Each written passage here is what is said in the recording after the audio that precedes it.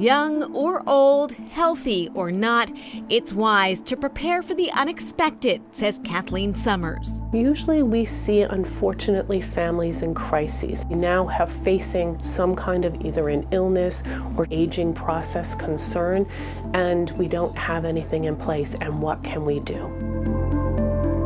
Summers is talking about the importance of making legal preparations before the end of life. A former nurse, Summers is also an attorney. She helms Generations Law Group here in Sudbury. Things start to ramp up for them in terms of care issues that we want to make sure get addressed early. Summers focuses on crisis and estate planning, Medicaid and long-term care planning, and guardianship. Her advice to everyone, try to have the conversation with loved ones sooner rather than later. We don't talk about death and dying in our society because that's frightening for us. But one thing I've learned in my practice is having these conversations really gives peace of mind to all involved. To do that, Summers recommends a checklist. A will certainly is a critical document from a legal perspective to talk about what you would like to have happen to your worldly goods and who you want to manage your estate after your death. A trust also can be a very beneficial way of being able to express those wishes. But estate planning is much more than just what happens after we die. It also is how do we continue to live the life that we want to live if we are somehow in a position where we can't advocate for ourselves.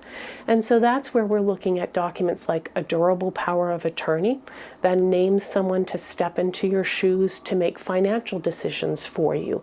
Also important, particularly for the aging and infirm, a medical power of attorney, or, specific to Massachusetts, a healthcare proxy. A healthcare proxy is a document in which you name someone to step into your shoes to make healthcare decisions if we're incompetent or incapacitated for any reason. A living will outlines detailed wishes for end-of-life care. And then the last document is typically the HIPAA authorization and release document. And this allows you to name people that you want to be part of the important conversation regarding healthcare decisions.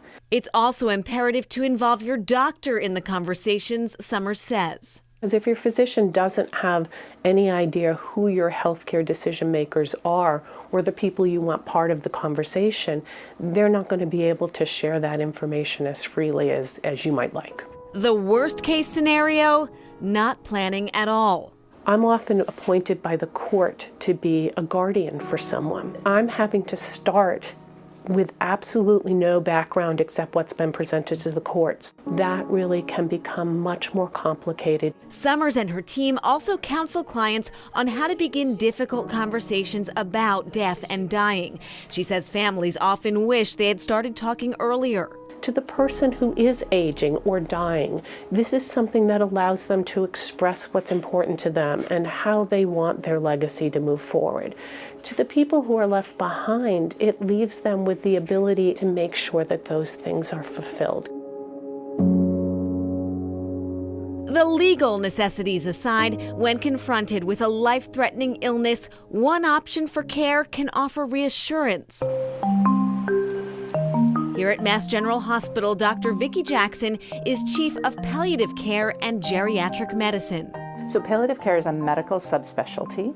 Our job is to help people with serious illness live as well as they can for as long as they can. And what that means is we're focusing on quality of life, helping treat symptoms that might make it difficult for patients to live their life the way they want to.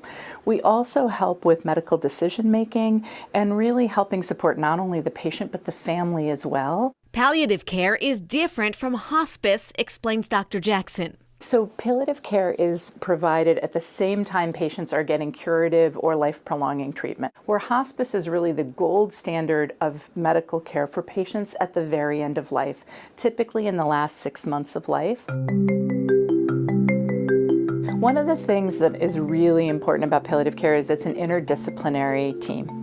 So there are physicians on the team like myself, there are nurses, social workers, chaplains.